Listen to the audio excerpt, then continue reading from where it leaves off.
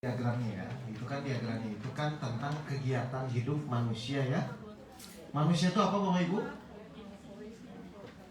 Baik, sudah siap semua? Kita akan mulai. Assalamualaikum warahmatullahi wabarakatuh. Kita langsung masuk materi saja ya, karena ini tinggal sejam atau sejam setengah lagi lah. Jadi ini judulnya diagram kehidupan manusia. Sebenarnya di workshop ketiga saya sudah sampaikan, cuma saya harus perdalam supaya Bapak Ibu semakin paham. Nah, manusia itu apa Bapak Ibu? Manusia itu manusia. Iya, orang. Manusia itu adalah makhluk yang terdiri dari jasmani dan ruhani. Kan gitu ya?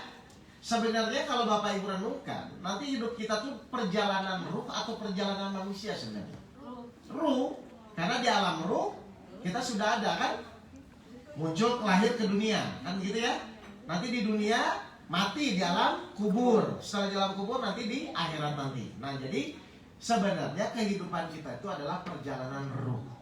Nah, tinggal sekarang karena kita hidup di dunia, namanya jadi perjalanan hidup manusia. Tapi pas nanti mati, itu jadi perjalanan ruhnya lagi. Jadi yang bertanggung jawab nanti, apapun yang kita lakukan, itu tuh jasmani atau ruhani? Ruhani. Berarti yang benar itu ketika menghadapi perjalanan hidup, yang mengendalikan itu jasmani atau ruhani harusnya? Ruhani. Berarti kalau sholat itu kalau ruhani yang mengendalikan, pikirannya fokus atau jalan-jalan? Fokus. Selama ini? Berarti ruhani atau jasmani yang mengendalikan? Jasmani. Marah-marah itu yang mengendalikan jasmani atau ruhani? Jasmani. Nah, emosi, khawatir, jasmani atau ruhani? Jasmani. Berarti selama ini tuh ibu banyaknya jasmaninya atau ruhaninya? Jasmaninya. Terus ruhaninya pensiun dini. Yaudah, kita mulai. Mana ya? Penawanya satu lagi. Saya mau baca ayatnya. Oke, sekarang kita mulai ya. Yang pertama harus ibu pahami adalah keinginan Allah menciptakan manusia itu apa? Keinginan Allah? Nah, ini ayatnya ada nih, surat 2 ayat 30. Tolong jangan kreatifnya, lihat aja diagramnya.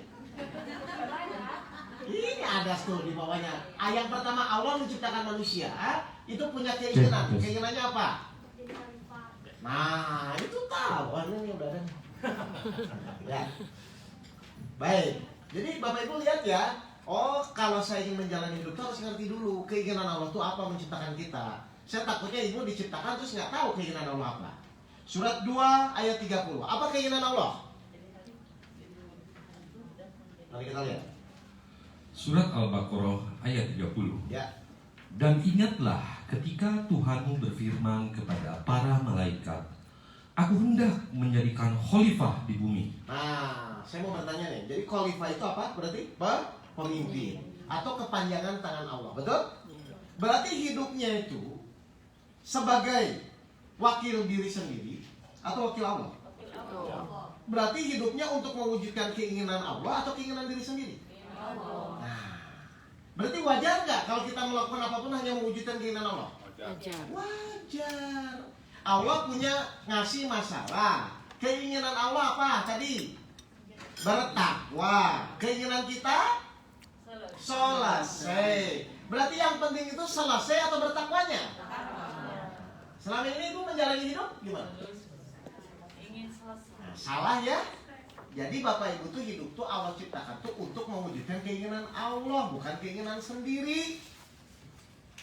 Ah Ustadz, saya udah begini. Mereka kalau begitu ingin berubah atau tidak itu? Tidak. Padahal Allah tuh ingin kita berubah atau tidak? Berubah, makanya ada perjalanan hidup. Makanya ibu tuh nggak dibuat bayi terus kan? Balita, remaja itu kan ada perjalanan supaya merubah. Jadi tujuan khalifah itu apa? Mewujudkan keinginan Allah atau keinginan diri sendiri? Keinginan Allah ya? Baik. Karena Allah menginginkan kita menjadi khalifah, maka Allah harus membuat sesuatu ya. Kejadian. Apa ini? Enggak. Angin. Baik, kita lihat apa yang Allah lakukan setelah Allah menciptakan manusia. Karena kan manusia tuh kira-kira sama semua atau beda-beda? Ibu tahu manusia itu beda-beda. Kalau tahu beda-beda, berarti kalau berbeda pendapat dengan kita wajar nggak? Wajar. Ya udah, kenapa marah-marah kalau beda? Surat 18 ayat 84. Bukan di luar ini. 1984. 17 ayat 84. Oh, 17. 17 ayat 84. Enggak, saya ingin tahu dulu, benar nggak manusia itu berbeda-beda? Ya. 17:84. Ya. Ya, katakanlah Muhammad, setiap orang berbuat sesuai dengan pembawaannya masing-masing. Nah, apa maksudnya? Berbeda. Berbeda. Ustaz, saya tuh pusing ya, kok suami saya tuh loh, kan berbeda. 17 ayat 84. Jadi setiap orang tuh sama atau berbeda-beda? Jadi wajar nggak kalau ibu sama suami atau ibu sama teman berbeda pendapat, wajar nggak? Wajar. Berarti wajar tuh marah atau biasa saja? Biasa saja. Kenapa jadi marah-marah? Membawa pembawaannya masing-masing. Oh, salah lagi. Karena kalau sama tuh namanya bukan manusia bu, tapi itik.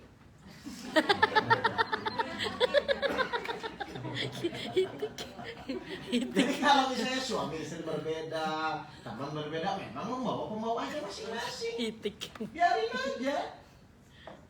Nggak usah nuntut sama ya. Karena manusia itu pasti berbeda. Beda. Kalau sama, namanya bukan suami istri, suami semua. Ngerti dulu? Coba sekarang lihat ayatnya. Surat 11 ayat 118. Benar nggak? Bahwa manusia itu berbeda-beda. Dan jika Tuhanmu menghendaki, tentu dia jadikan manusia umat yang satu. Ayo, kalau Allah ingin bisa nggak semua sama? Bisa. Tapi Allah kehendaki nggak? Coba lagi. Nah itu tahu. Tetapi mereka senantiasa berselisih pendapat. Tuh, jadi pasti berbeda. Beda. Kenapa harus Allah buat berbeda-beda? Kenapa? Biar seru. Biar di antara kita tuh saling menguji. Loh, kalau misalnya orang baik semua, ibu latihan sabar sama siapa? Nggak ada. Penting bahwa itu nih. Jadi memang dibuat berbeda-beda. Berarti kalau ibu ingin sama melawan kehendak Allah nggak? Ya. Lawan, kok pengen sama. Kan ibu selalu ingin supaya pemikiran dia sama dengan pemikiran kita, kan begitu kan? Nggak bisa bu, orang tuh berbeda-beda. Ngerti Bapak Ibu ini? Makanya fungsi Al-Quran diturunkan itu untuk nanti mulai mempersamakan. Minimal baik semua, tapi kita berbeda. Tentu nggak akan sama. Jelas ya Bapak Ibu ya? Jadi pasti manusia itu akan berbeda. Beda. Baik, 16:72. Terus? Ya.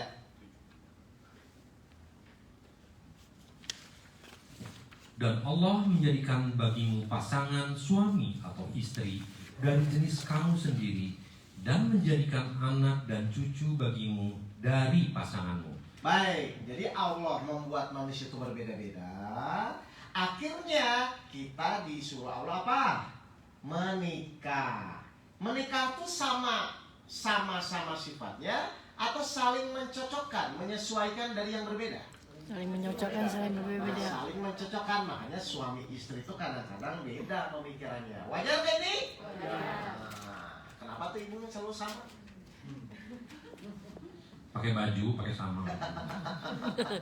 Jadi suami seperti itu, istri seperti itu memang wajar karena dibesarkan dari dua lingkungan yang berbeda juga.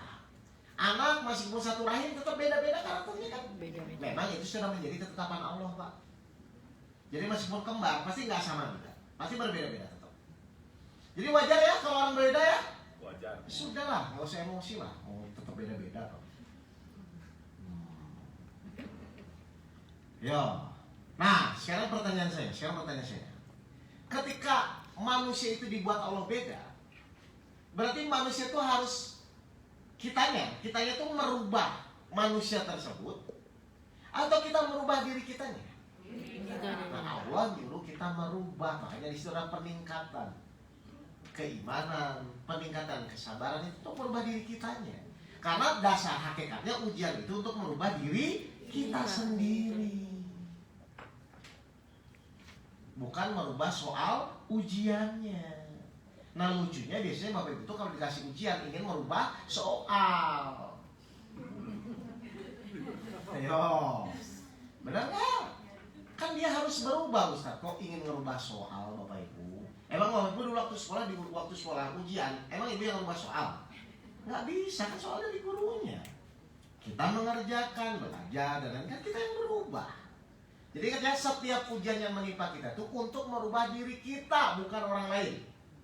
Semakin kita berubah, semakin dekat kepada Allah, akhirnya Allah lah yang nanti merubah. Makanya di hadisnya hanya aku yang bisa membolak-balikan hati. Jadi Ibu mau sekejar apapun, pokoknya kamu tuh ikut-ikut nggak bisa kalau memang belum dapat hidayah dari Allah. Tenang saja ya, kalau kita berbeda ya, nggak usah pusing. Coba 16 ayat 93. Benar nggak kata Allah? Surat 16 ayat 93. Dan jika Allah menghendaki, niscaya Dia menjadikanmu satu umat saja. Terus? Tetapi Dia menyesatkan siapa yang Dia kehendaki dan memberi petunjuk kepada siapa yang Dia kehendaki. Tetapi kamu pasti akan ditanya tentang apa yang telah kamu kerjakan. Jadi Ibu masih pun gemes nih. Ini orang tuh kenapa sih nggak ngerti-ngerti? Sebelum Allah kasih petunjuk, nggak akan bisa. Ibu mau nangis meraung-raung pun, pengen anak ibu baik, pengen suami ibu berubah, nggak akan bisa sebelum Allah nanti berikan petunjuk. Jadi yang benar itu ibu kesal dia tidak berubah, atau ibu terus memohon kepada Allah supaya Allah yang berubah. Mohon. Ya sudah, kalau memohon tuh kesel atau jalani saja. Jalani aja. Ngapain kesel gitu? Nggak bisa merubah juga. Ibu biasanya yang memohon kepada Allah atau ingin merubah biasanya? Masalah lagi kan, nggak sesuai dengan keinginan Allah. Jadi sebenarnya masalah ibu tuh bukan pada masalahnya, masalah ibu tuh sama Allahnya sebenarnya. Kalau masalahnya biarin aja gitu loh. Coba contoh, menurut ibu masalah itu ada yang berat atau tidak? Oke, yang berat itu sebenarnya masalahnya atau godaan setannya? Godaan setan. Ikutin setan. Karena masalah itu janji Allah tidak ada yang berat, sesuai dengan kemampuan. Kenapa ibu pada saat diberikan masalah, ibu mengikuti setan, itu masalahnya. Kan setan inginnya ibu nggak yakin sama Allah, setan inginnya nggak selesai-selesai kan? Setan inginnya ibu pusing, bingung, akhirnya bunuh diri, kan begitu kan? Itu saya sering bawa kasus jamaah tuh, mana dia sering bawa kasus orang bunuh diri ke saya. Udah mau bunuh diri aja dibawa ke saya. Sering dia bawa orang bunuh diri tuh, mau bunuh diri. Jelas ya Pak Bibi ya? Jadi sebenarnya yang berat itu bukan masalahnya, bu, godaan setannya. Loh kalau ibu misalnya ngikutin Allah kan tenang saja, ada masalah pun. Paham ya ibu-ibu? Baik. Langsung turun saja, kita masuk, nah kodo dan kodar. Jadi kodo dan kodar ini menurut surat 8 ayat 53, silakan yang ada yang tadi dibuka.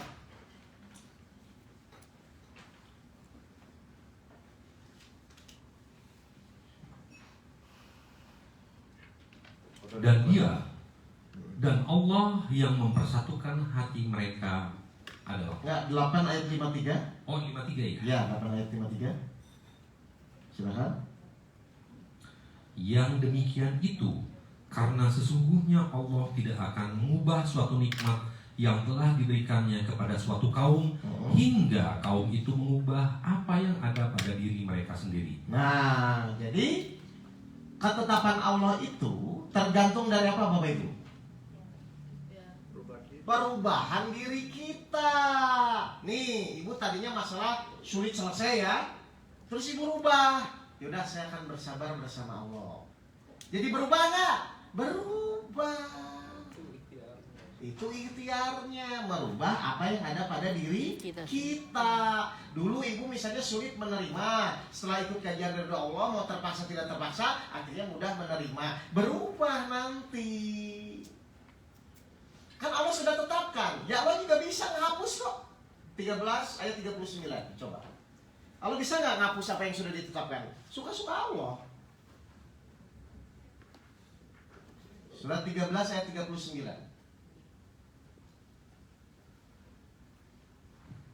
Allah menghapus dan menetapkan apa yang Dia kehendaki, dan di sisinya terdapat umul kitab lauh mahfuz. Bisa nggak Allah ngapus ketetapan? Bisa aja, biarin aja. Misalnya mohon maaf ya, ibu tadinya jodohnya misalnya sama si A. Si A tuh misalnya begajulan, ibu masih begajulan juga misalnya. Tapi ketika ibu berubah jadi baik, dihapus ya. Karena rumusnya orang baik akan ketemu Orang baik. Jadi diganti ya. Belum, kan ini masih. Pengen diganti. Tolong ya, jangan salah artikan. Jangan pengen jadi segera gentos caroge ya. Saya keluar dari sini. Tenang aja bu, Allah tuh gampang hapus atau apapun tuh gampang. Bahkan dosa-dosa itu pun gampang Allah hapus. Coba surat 8 ayat 29.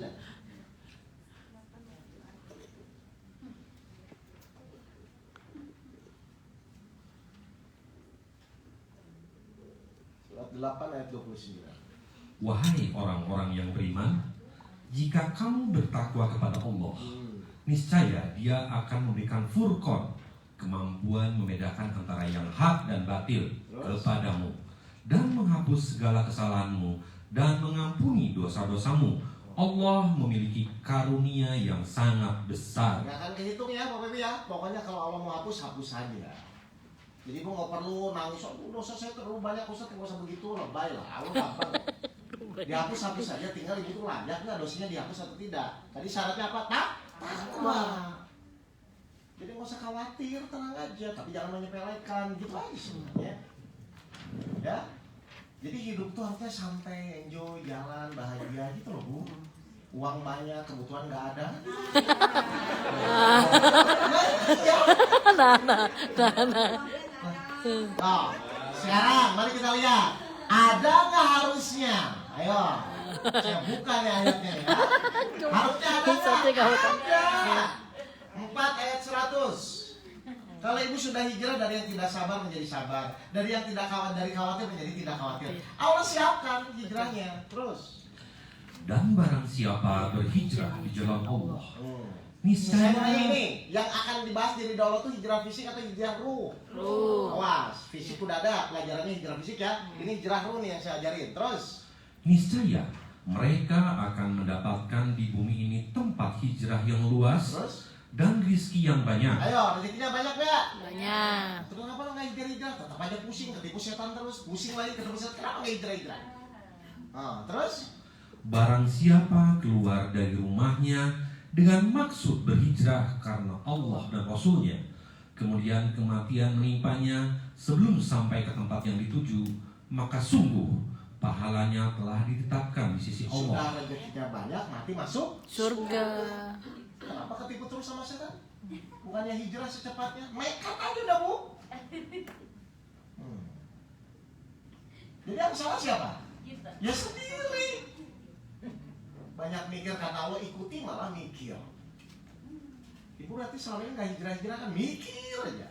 Padahal mikir sesuatu yang tidak tahu juga gitu loh. Ayo. Mending kalau mikir tuh tahu kan, ini kan dipikirin nggak tahu solusi masa depan. Kan itu bukan urusan kita. Kenapa dipikirin? Emang ibu nggak ada kerjaan lain selain mikirin urusan Allah? Iya udah. Jadi yang mau pus, mau pusing. Belum. Nih yang kedua nih, janji Allah apa? 24 ayat 55. Untuk yang tadinya kurang beriman menjadi beriman.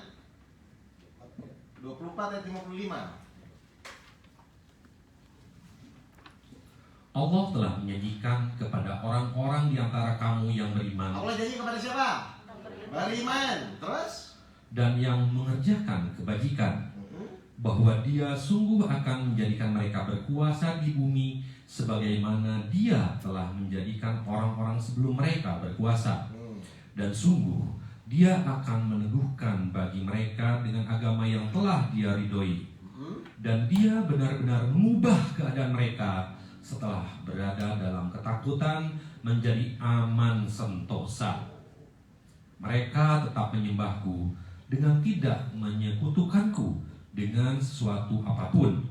Menyekutukanku dengan sesuatu apapun. Tetapi barang siapa tetap kafir Tetap nggak percaya? setelah janji itu, maka merekalah itu adalah orang-orang yang fasik. Ayo, percaya nggak janji Allah?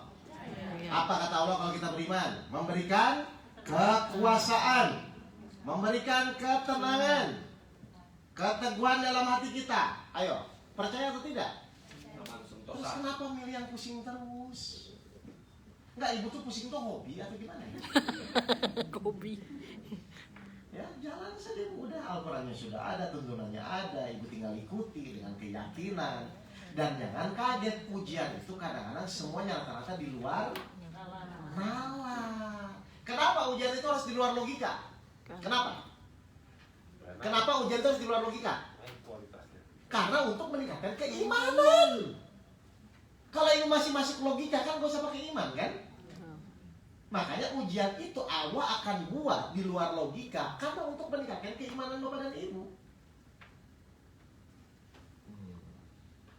Makanya saya mau nanya, ada nggak ketika bapak ibu diberikan masalah, bapak ibu sudah tahu solusinya? Tidak ada. Memang harus begitu biar bapak ibu percaya atau tidak sama Allah. Kalau ibu misalnya dapat masalah sudah dikasih tahu solusinya, bukan masalah dong namanya. Itu hiburan aja. Kalau nggak remedial lah. Jelas ya Bapak Ibu ya? Jadi memang seperti itu. Kenapa kadang-kadang ujian itu kadang-kadang di luar nalar? Memang harus di luar nalar untuk meningkatkan keimanan. Jadi kalau sudah bicara iman, berarti bicaranya sudah di luar logika. Saya tuh nggak ngerti ya Ustaz ya. Suara saya tuh udah baik sekali sama orang tuh, kok dia nipu saya? Loh, itu memang harus di luar logika. Tinggal ibu percaya nggak bahwa kejadian itu atas izin Allah atau tidak? Sudah, kalau atas izin Allah saya diterima dulu nggak? Sudah ya Allah, saya terima ini izinmu. Tapi setelah itu silahkan ikhtiar. Ngerti Bapak Ibu ini? Ya. Jadi kita tuh hidup bertahun-tahun ternyata disuruh mengikuti apa yang Allah inginkan, bukan apa yang kita inginkan.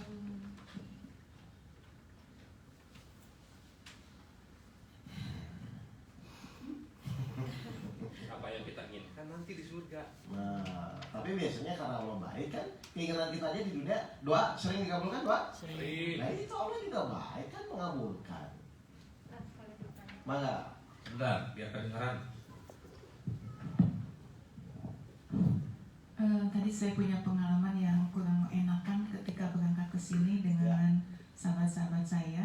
Tiba-tiba di HP itu ada yang nelpon, tapi saya tidak angkat karena emang kurang kenal. Tetapi tiba-tiba ketika saya buka WA-nya itu dia mengirimkan konten yang sangat jorok sekali ya. Itu dari yakin saya itu dari Ikhwan.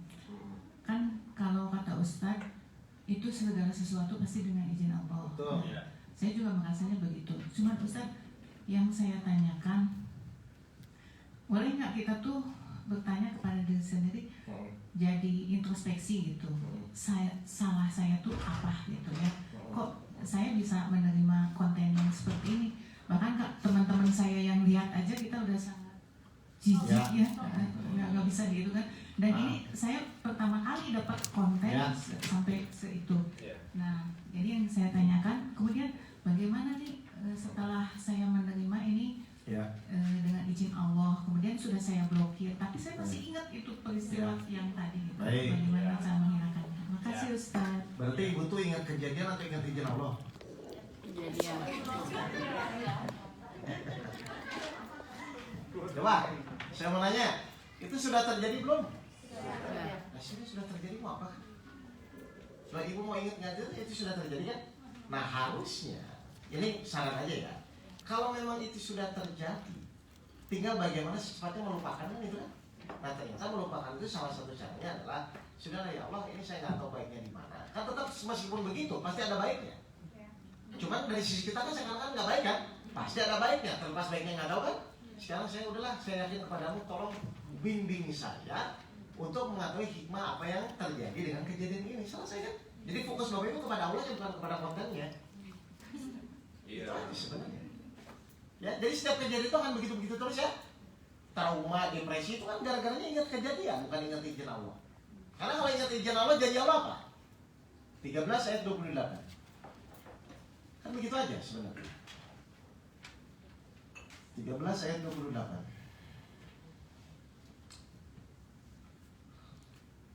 Yaitu orang-orang yang beriman dan hati mereka menjadi tentram dengan mengingat Allah. Ingatlah, hanya dengan mengingat Allah hati menjadi tentram. Tuh, kalau ibu ingat kepada Allahnya jadinya apa? Tentram. Ya tenang aja. Difitnah, ya udahlah ya Allah ini izinmu kan. Nah, saya mau nanya nih.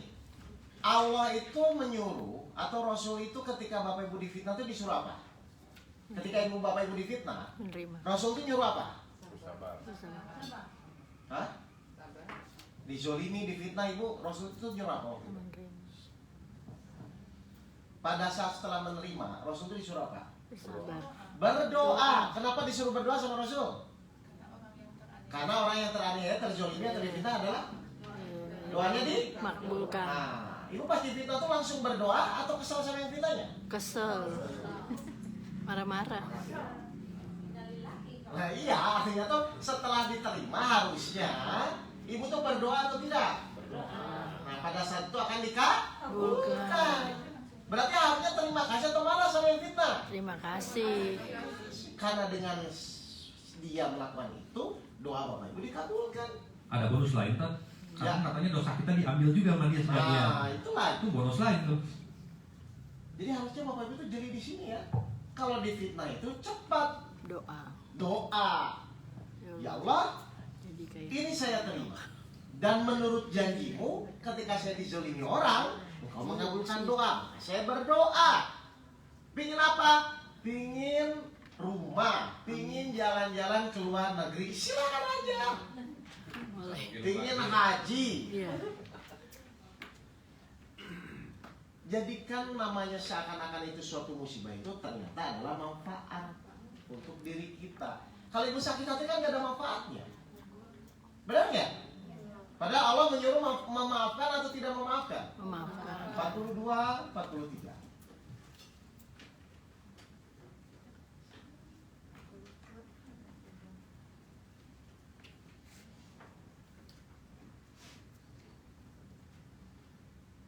Surat 42, 43.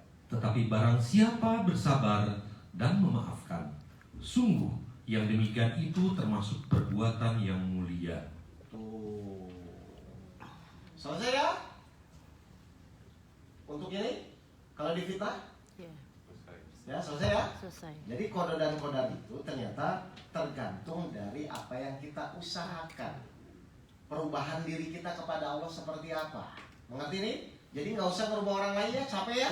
Pertama orang juga nggak mau dirubah, betul? Yang kedua juga emang siapa Bapak Ibu ingin merubah? Kan bukan urusan kita. Jadi itu biarkan menjadi urusan Allah ya. Urusan kita adalah dengan kejadian itu kita berubah atau tidak. Harusnya semakin ke arah yang baik. Nah, kita lihat janji Allah dalam kode dan kodar. Apa janji Allah? Mencukupi rezeki. Selesai kan? Berarti untuk rezeki perlu nggak masih dipikirkan atau dijalani? Silakan yang dagang-dagang, yang kerja-kerja silakan saja. Tapi dengan keyakinan Allah pasti mencukupi. Cukupi. Gak usah khawatir. Yang kedua, memberi tuntunan hidup. Ya kan?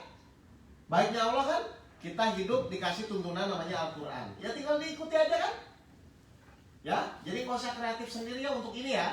Kalau misalnya untuk masak, kue silahkan aja kreatif, itu boleh. Tapi kalau untuk tuntunan hidup nggak usah kreatif karena sudah sempurna Al-Qurannya. Tinggal kita kaji, kita pelajari dan kita praktekkan.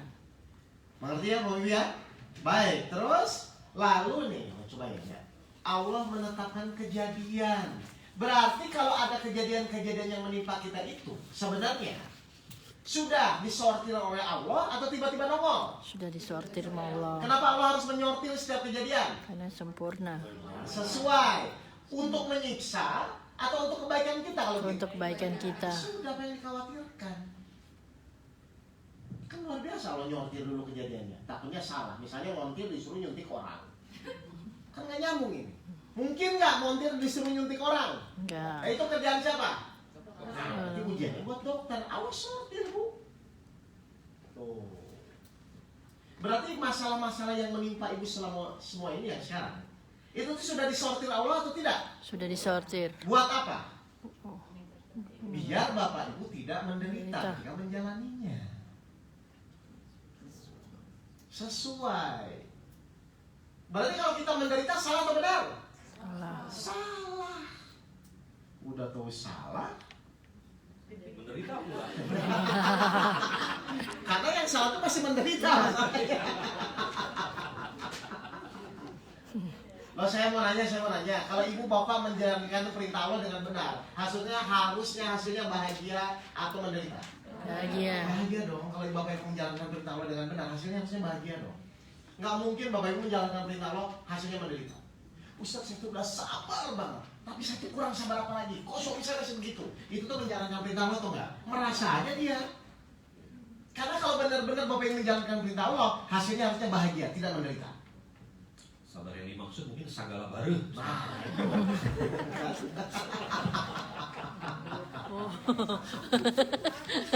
Aduh. Ngerti ya, mau ya? Jadi ayo rubah mindsetnya ya. Jadi tidak mungkin kalau ibu menjalankan perintah Allah, hasilnya menderita itu tidak mungkin. Karena Allah sudah menjamin itu. Kenapa? Tadi saya bilang, tunjukilah kami di jalan yang lurus. Supaya apa? Allah memberikan kebahagiaan. Oke, jadi ketetapan Allah itu kita lihat ya, menetapkan kejadian. Surat 28 ayat 88. Menetapkan kejadian. 28 ayat terakhir. Dan jangan pula engkau sembah Tuhan yang lain selain Allah. Terus, Tidak ada Tuhan yang berhak disembah selain Allah. Segala sesuatu pasti binasa kecuali Allah. lihat ya, segala sesuatu pasti lenyap ya, kecuali hanya Allah. Terus, Segala keputusan menjadi wewenangnya. segala keputusan, wewenang siapa? Allah. Nah, terus kenapa marah kalau Allah yang memutuskan?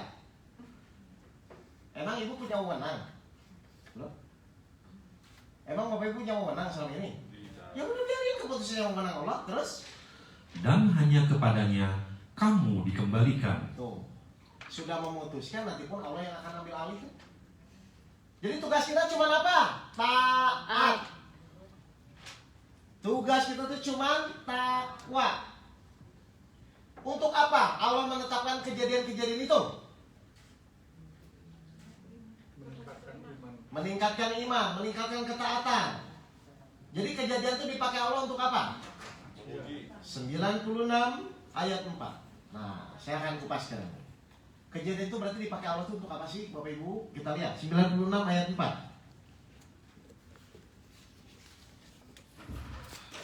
Untuk pelajaran. Untuk apa? Yang mengajar manusia dengan pena. Nah, jadi kejadian itu untuk apa? Ngajarin kita, betul? Ya. Ngajarin buat apa? Keji- Nah, untuk kita bertakwa, supaya kita menjadi lebih taat kepada Allah, kan begitu ya? Jadi nanti Bapak Ibu kalau dikasih masalah itu sebenarnya hanya Allah ngajarin kita. Sarananya apa tadi Kang Adam? 96 ayat 4 tuh? Pena. Pena itu apa? Kejadian. Kejadian. Jadi kejadian-kejadian yang nanti menimpa kita semua itu hanya sebagai sarana pembelajaran. Ngerti Bu? Ya, makanya di bawahnya pembelajaran kepada siapa? Dia mengajarkan manusia apa yang tidak diketahui. Makanya ibu pasti kasih masalah. Ibu tuh sudah tahu solusinya atau belum? Ya memang harus belum tahu.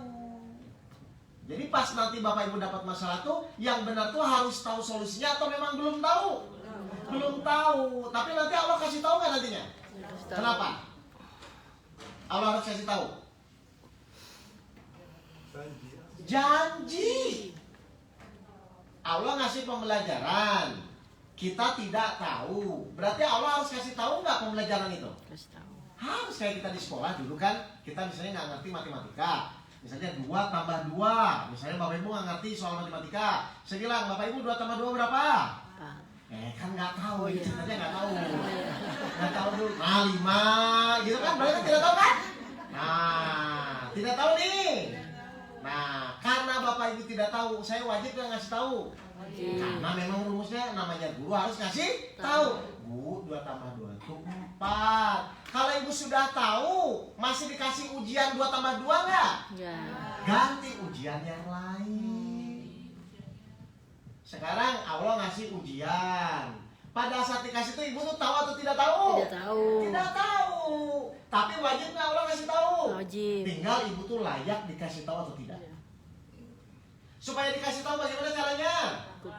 Bertakwa. Barang siapa bertakwa kepada Allah, niscaya Allah akan memberikan petunjuk. Nanti dikasih tahu sama Allah. Tuh. Jadi gampang nggak harusnya? Gampang. Nah, kenapa selama ini ibu nggak pernah dikasih tahu sama Allah kalau punya masalah? Karena sok Tahu. tahu. Nanti begini, nanti begitu. Jadi masalah itu sebenarnya bukan masalah, tapi hanya pembelajaran. Sebenarnya kan diajarin, udah diajarin dikasih tahu juga. Makanya kata Allah, udah urusan kamu tuh bertakwa. Segala urusan nanti saya yang akan atur. Kan begitu kan? Nih kalau sudah tahu, maka manusia menjadi apa? Mengerti. Kalau sudah mengerti pembelajarannya, dikasih pelajaran yang sama atau ditingkatkan? Pelajaran baru? Ditingkatkan. Pelajaran baru naik lagi ke atas. Masih lagi kejadian. Pembelajaran lagi. Selesai, dikasih tahu, naik lagi ke atas. Begitu terus. Sampai kapan? Sampai yakin. Sampai sudah masalah itu tidak menjadi Jadi masalah. iya. Itu diajarin sama Allah tuh begini terus aja muter. Tidak saja besok. Akhirnya punya masalah, ya Allah kasih tahu dong, kasih tahu beres. Punya masalah, ya Allah kasih tahu dong, beres. Ya udah akhirnya nggak ada masalah kan? Akhirnya jadi apa kalau begitu? Wali-wali Allah itu tidak sedih dan Tidak khawatir, berkhawatir. karena dia fokusnya pada pembelajaran bukan pada masalahnya. Ustaz, Ya. ada satu lagi nih. Jadi kebanyakan Ya. para ibu-ibu dan bapak itu menganggap ujian itu adalah suatu masalah, sesuatu yang tidak enak. Baik. Nah, apakah dengan hal lain yang berlawanan, kebahagiaan, keberlimpahan, apakah itu juga merupakan bukan sebuah ujian? Baik. Saya mau bertanya nih, bagus. Sebenarnya ujian tuh tidak enak semua atau ada yang enaknya? Enaknya. Nah, ujian itu pasti enak dan tidak enak. Tapi tujuannya kira-kira untuk apa? Ya sudah, mau dibuat enak tidak enak, yang penting kita tetap taat, tetap bertakwa. Itu aja sebenarnya. Kalau dikasih enak malah kejebak, ya itu yang tadi surat 6 ayat 32. Coba diulang lagi. Jadi yang penting fokusnya Bapak Ibu itu apa? Bapak Ibu tuh fokusnya mau nyari apa? Kan itu aja kan? Dikasih senang jadi sombong gitu Ya ya. biasanya begitu. Dan kehidupan dunia ini hanyalah permainan dan senda gurau, sedangkan akhirat itu sungguh lebih baik bagi orang-orang yang bertakwa. Oh, kan tetap ujungnya cuma disuruh bertakwa kan, jadi mau senang mau tidak kan? Iya. Bahkan Allah kasar loh Bu di sini, mohon maaf ya. Surat 7 ayat 176. Perhatikan. 700. 7 ayat 176. Silakan. Yang tadi malam. 176. Dan sekiranya kami menghendaki, niscaya kami tinggikan derajatnya dengan ayat-ayat itu. Tetapi dia cenderung kepada dunia dan mengikuti keinginannya yang rendah.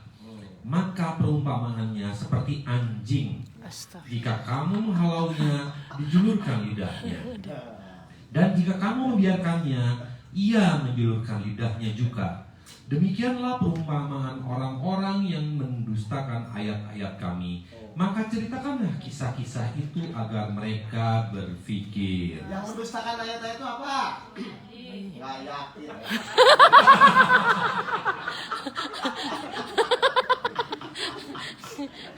Astagfirullah. Yang mendustakan itu apa? Yang nggak yakin, yang Khawatir. khawatir, yang bingung sama kehidupan dunia. Begitu aja terus ketemu hidupnya. Diumpamakan seperti Seperti apa? Nah itu benar. Umpamakan seperti apa? Astagfirullah. 11 ayat 15-16. Nggak ada di situ. Ini improvisasi. 11 ayat 15-16. Barang siapa menghendaki kehidupan dunia dan perhiasannya, pasti kami berikan balasan penuh atas pekerjaan mereka di dunia dengan sempurna. Adil kan omongan? Kalau mau ngejar silakan kejar kan? Terus? Dan mereka di dunia tidak akan dirugikan. Nah, berarti kaya nggak? Kaya. Banyak nggak artinya? Banyak. Lihat 16-nya. Itulah orang-orang yang tidak memperoleh sesuatu di akhirat kecuali neraka. Ush. Dan sia-sialah di sana apa yang telah mereka usahakan di dunia, dan terhapuslah apa yang telah mereka kerjakan.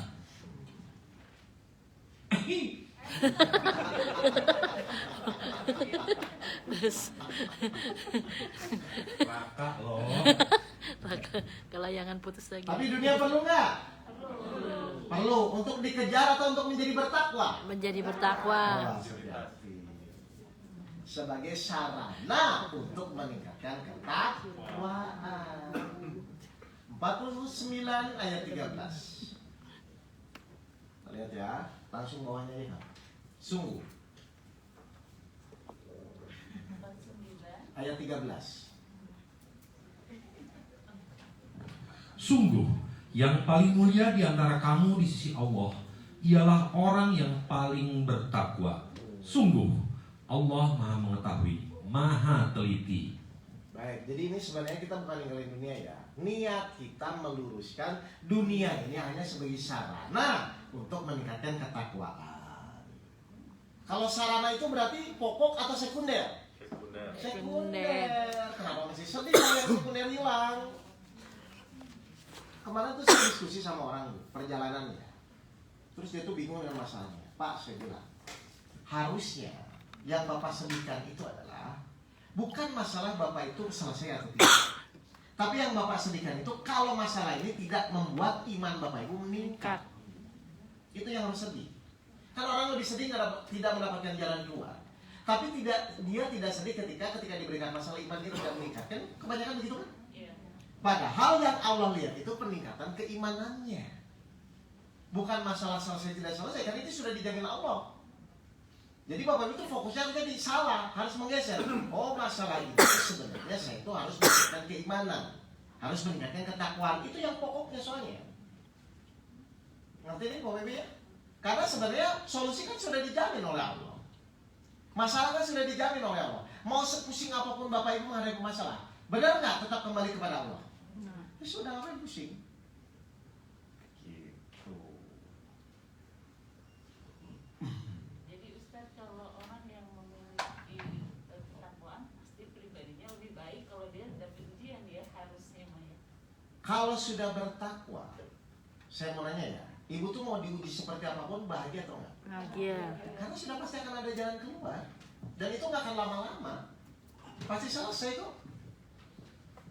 Nah, cuman kan dari dulu ibu tuh kan belajar takwa tuh definisinya cuman menjalankan perintahnya dan menjauhi Larangannya. Itu kan dari SD Bu. Sedangkan ibu kan sekarang sudah tua semua. Masa tidak meningkat ilmunya, hanya menjalankan perintahnya dan menjauhi larangannya. Nah, itu yang Bapak Ibu harus praktekkan semakin di sini.